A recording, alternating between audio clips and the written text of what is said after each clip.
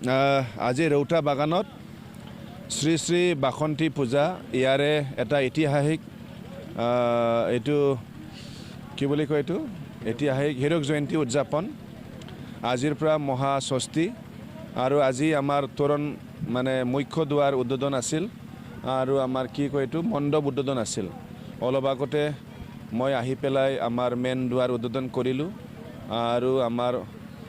কি কয় মণ্ডপ উদ্বোধন কৰিলোঁ মই নিজে এইখন উদযাপনৰ মই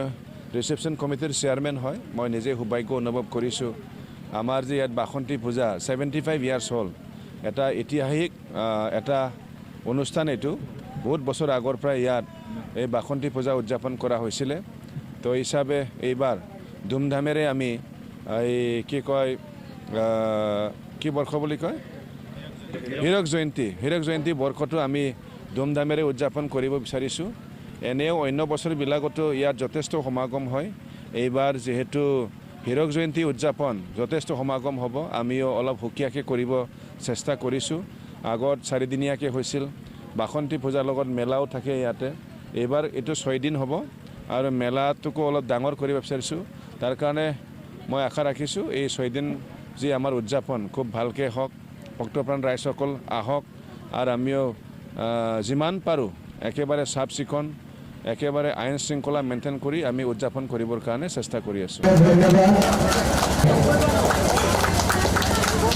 আমি মুশাহিদে বলে আপনাদেৰ ধন্যবাদ জ্ঞাপন কৰি